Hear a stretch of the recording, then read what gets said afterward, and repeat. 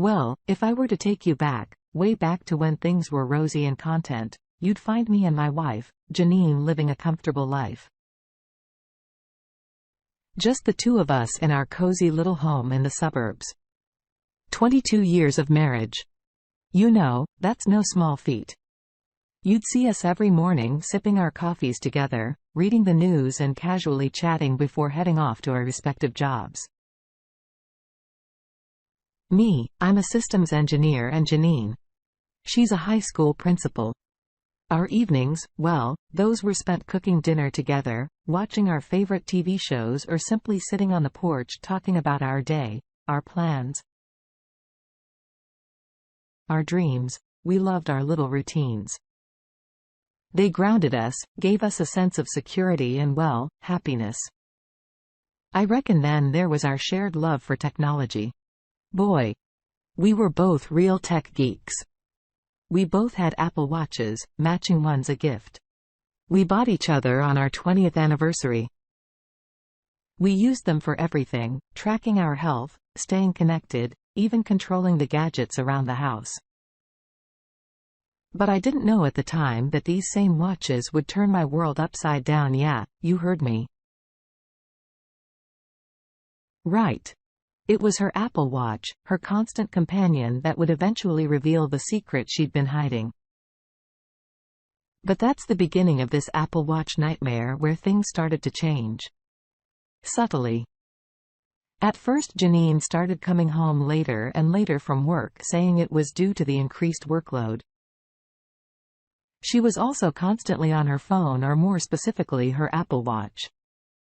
I didn't think much of it at first. I mean, she was a principal and her job was demanding. Right. I thought she was just caught up with work. But then there were these small things that didn't add up. She was more withdrawn, didn't want to talk much, and started avoiding all our usual evening chats. It was like she was there, but her mind was somewhere else. And then there was her Apple Watch. Now, she'd always been keen on it, used it for everything, but now it was like she was glued to it. Always checking it, responding to messages even during our limited time together. But I still dismissed it, thought maybe she was dealing with some school crisis or something. But boy, was I wrong. My gut started giving me signals that something wasn't right. I tried ignoring it, but it kept gnawing at me. That's when I decided I needed to know what was going on for my own peace of mind. Little did I know what I was about to uncover. It would change everything, and I mean everything. So one day Janine, she left her Apple Watch at home, said she was in a hurry and forgot it. She called me from work, asked if I could charge it for her.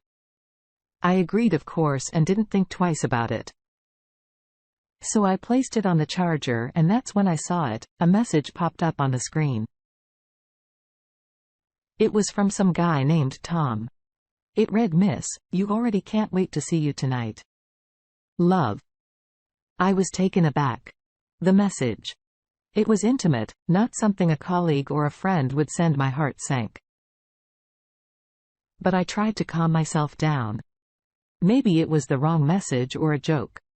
I told myself, but deep down I knew it wasn't. I felt betrayed, hurt, didn't know what to do. But I knew I had to confront her. Had to know the truth. That evening when she came home, I showed her the message, asked her to explain her face. It turned white. She looked like she had seen a ghost. She stuttered, said it was a mistake, that Tom was just a friend and it was a joke, but I knew she was lying. Her eyes, they couldn't meet mine. I felt my world crumbling. My wife, my partner for 22 years, was cheating on me. It was hard to take in. I felt my heart breaking, but I knew I had to confront. This had to face the reality. So after that confrontation, things between us, they went south. We fought, we argued, and then we stopped talking. The house was filled with tension and awkward silence. That was too heavy to bear. Janine. She tried to explain, said it was a mistake, that she wasn't cheating, but the trust was already broken. I couldn't believe her. Not after what I saw. I was hurt, but more than that I was angry. I mean, 22 years, that's a long time, isn't it? I thought we had a bond that couldn't be broken, but I guess I was wrong. So I made a decision that would change all our lives. I decided to file for divorce. It was hard, but I knew it was the right thing to do. I couldn't live with the betrayal. Couldn't pretend that everything was fine. When I told her about my decision, she was shocked. She pleaded, cried and said she was sorry, but it was too late. The damage was already done. She suggested marriage counseling, thought it could save our marriage. But I wasn't interested. I had no intention of saving a marriage that was based on lies. I told her no. And she looked at me, disbelief in her eyes. Now, during the divorce proceedings, things got a little crazy. Janine was adamant about saving our marriage. She kept pushing for marriage counseling, but I was not having any of it. She reached out to our friends, our family tried to get them to talk to me, convinced me to give our marriage another chance. But I was firm. I knew what I wanted, and that was out of this sham of a marriage. It wasn't easy. Let me tell you that there was pressure from all sides, and then there were the legal proceedings. Divorce is not a simple process. It's messy and it takes a toll on you. The court hearings, the lawyer meetings, the division of assets. It was all overwhelming, but I stood my ground, faced it all head on. Janine. She tried to play the victim card, tried to make me look like the bad guy, but I wasn't fazed. I knew the truth, and that was all that mattered to me. I knew she was guilty. She knew she was guilty. The Apple Watch message was pro enough. And the court, they saw it too. You see, even after all of this, Janine, she was relentless. She still believed she could save our marriage. She kept on insisting on marriage counseling, but I still wouldn't budge. Now, there was a reason why I was so adamant about not going for marriage counseling. I mean, the thought of sitting in a room talking about our issues seemed pointless to me. I already knew what the problem was. Janine had cheated on me, betrayed my trust. No amount of talking was going to change that. I wasn't interested in mending things. I wanted to move on. But let me tell you, Janine, she was crafty. She again tried to manipulate the situation. Still tried to make me feel guilty. She again kept playing the victim card. Acted like I was the one who was abandoning her. She cried, pleaded, said she was sorry that she made a mistake, but I wasn't buying it. Not anymore. I was done with the lies, deceit. I wanted out, and nothing she said or did was going to change my mind. Now, there's one final thing I got to tell you: the divorce proceedings. They were done. I was free from the marriage.